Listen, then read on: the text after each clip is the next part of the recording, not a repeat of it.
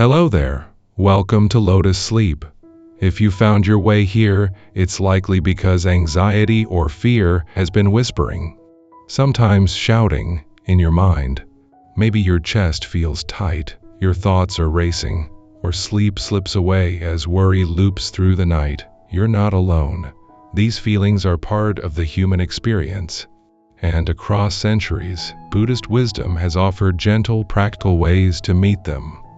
Not with resistance, but with understanding, calm, and care.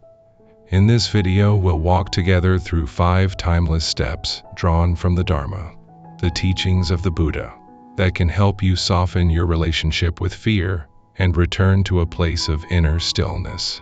These are not quick fixes, but deep, compassionate practices you can carry into daily life, especially when the world feels uncertain.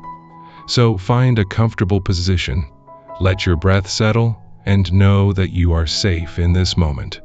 Let's begin. Mindfulness.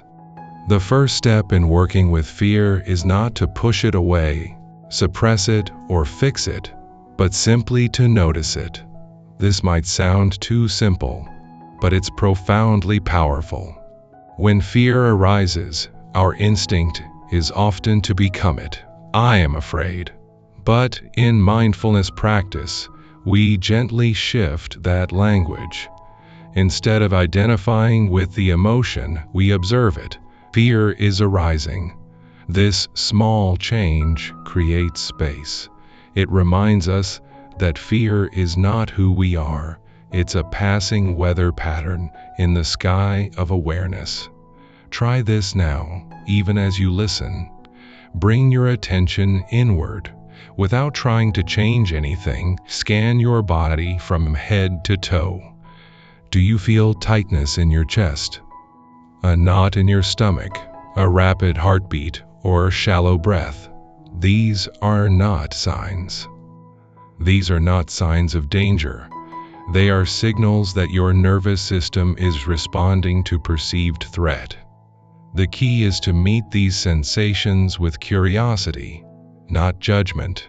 Don't label them as bad or something to fix. Simply notice, there's tension in my shoulders, or my breath feels quick. This act of kind observation begins to dissolve the grip of fear. Why? Because fear thrives in the shadows of unawareness. When you shine the gentle light of attention on it, it loses its power to control you. The Buddha taught that mindfulness is the foundation of all healing. In the Satipatthana Sutta, one of the core texts on meditation, he encouraged practitioners to observe feelings as they are, pleasant, unpleasant, or neutral, without clinging or aversion. When we do this with fear, we stop feeding it with stories like, "What if this never ends?" or "I can't handle this." Instead, we say, "This is what fear feels like right now." And in that recognition, there's already relief. So whenever anxiety surfaces, pause, break, name it, fear is here.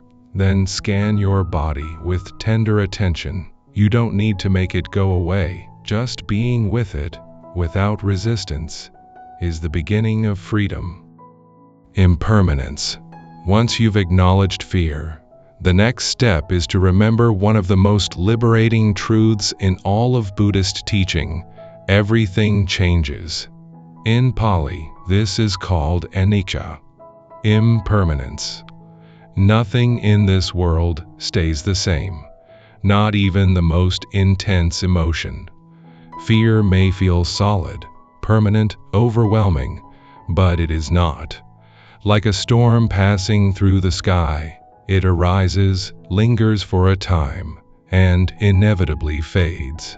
When you're in the grip of anxiety, it's easy to believe the feeling will last forever. But pause and reflect. Have you ever felt fear that didn't eventually subside? Think back to moments of panic or dread in your past. Where are they now? Gone. Completely gone. That's the nature of all experience. You can use this truth as a quiet mantra. This too shall pass, not as a dismissal of your pain, but as a reminder of your resilience. Fear is not a life sentence, it's a temporary state, shaped by conditions that are always shifting. Try this practice. The next time fear arises, imagine it as a wave in the ocean. You are not the wave. You are the deep, steady water beneath it. The wave may rise and crash, but the ocean remains undisturbed at its core. Your awareness is that ocean. The Buddha often reminded his students that clinging to anything, whether pleasure or pain, leads to suffering. When we forget impermanence, we grasp at safety, certainty, and control. But when we remember that all things are fleeting, we can meet fear with less panic and more patience. So breathe and trust. This feeling is not permanent. It has a beginning, and it will have an end. And in the space between, you can hold yourself with kindness. Taking refuge. When fear feels overwhelming, it helps to remember that you are not alone, and that you have inner resources far greater than you realize. In Buddhism, this is called taking refuge. Traditionally, practitioners take refuge in the three jewels, the Buddha, the Dharma, and the Sangha. But this isn't about worshiping an outside figure. It's about reconnecting with your own potential for clarity and peace. First, the Buddha. This doesn't mean the historical figure alone, but the awakened nature within you, the part of you that can see clearly, respond wisely, and remain steady even in chaos. When fear shouts, you can gently return to this inner Buddha. I may feel afraid, but I also have wisdom. I have survived before. I can meet this. Second, the Dharma, the teachings and practices that guide us. This includes everything we're exploring in this video: mindfulness, impermanence, loving kindness. When you apply these tools, you're not escaping fear. You're learning to walk through it with greater ease. The Dharma is like a map for the inner journey, offering tested paths through the wilderness of the mind. Third, the Sangha, the community of fellow travelers. Fear often makes us feel isolated, as if no one else understands. But in truth, millions are walking the same path. Whether it's a meditation group, a trusted friend, or even this shared moment of listening, you belong to a web of care. You don't have to carry your fear alone. Taking refuge isn't a one-time act. It's a returning. Whenever you feel lost, you can pause and say silently, I return to my inner calm. I trust the wisdom that's already here. I remember I am part of something larger.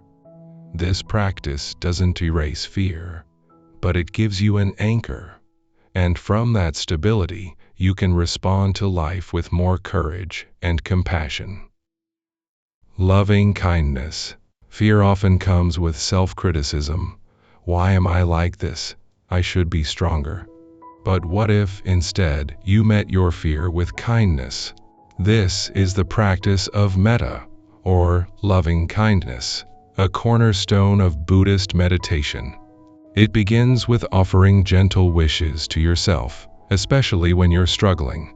You might silently repeat phrases like, may I be safe, may I be at peace, may I be free from fear. Say these slowly, as if you were speaking to a dear friend who's suffering. Because you are that dear friend, your heart doesn't need fixing. It needs tenderness. Loving kindness isn't about pretending you're fine. It's about acknowledging your pain and wrapping it in compassion. Neuroscience supports this. Studies show that self-compassion reduces activity in the brain's threat system and activates regions linked to care and connection. Then, gently expand this kindness outward. Remember that countless others, right now, are feeling exactly what you feel. The person next door, someone across the world, even someone you've never met. They, too, know the ache of anxiety. This shared humanity dissolves isolation. You're not broken, you're human. You might add, may all who feel afraid find peace. May we all be held in kindness. In this way, fear doesn't separate you, it connects you. And from that connection, loneliness softens into belonging. Letting go. Much of our fear stems from trying to control what cannot be controlled. The future, other people's actions, life's uncertainties. But the Buddha taught that true peace comes not from control, but from acceptance. Letting go doesn't mean giving up. It means releasing the exhausting struggle to force life to be predictable. It's saying, I don't know what will happen, and that's okay. Uncertainty is not the enemy. In fact, it's the ground of possibility. When you stop fighting the unknown, you open to the present moment, where life actually unfolds. Try this. Bring your attention to your breath right now. Feel the air entering your nostrils, filling your lungs, then leaving your body. This breath is real. It's here. It doesn't require you to fix anything, just to be with it. Grounding in the present, through breath, sounds, sensations, is the antidote to anxious thoughts about the future. Fear lives in what if. Peace lives in what is. Letting go is a daily practice. Each time you notice yourself grasping for certainty, gently return to this breath, this moment. You don't need to know everything. You only need to be here, now, with kindness. Integrating the practice. These 5 steps aren't just for meditation, they're for living. Start small. When you feel a flicker of anxiety in your day, pause for just 3 breaths. Name the feeling. Remember impermanence. Offer yourself kindness. Return to your breath. You don't need hours of practice. You need moments of presence. And over time, these moments weave into a new way of being. One where fear no longer leads, but is met with wisdom and care. Remember, progress isn't about never feeling fear again. It's about changing your relationship with it. From enemy to teacher. From storm to signal. As we come to the end of this video, take a deep breath in and let it go slowly. You've just spent sacred time turning toward your fear with courage and compassion. That is no small thing. No matter what arises in the hours or days ahead, know this: you carry within you the tools to meet it. Mindfulness, impermanence, refuge, loving kindness, letting go. These are not distant ideals. They are living practices, available to you in every moment. You are not alone. You are held. And you are enough, exactly as you are. If this teaching brought you peace, consider sharing it with someone who might need it. And if you'd like more guidance like this, please subscribe to Lotus Sleep for gentle, wisdom-filled content designed to calm the mind and open the heart. Rest well, you are safe, and you are deeply loved.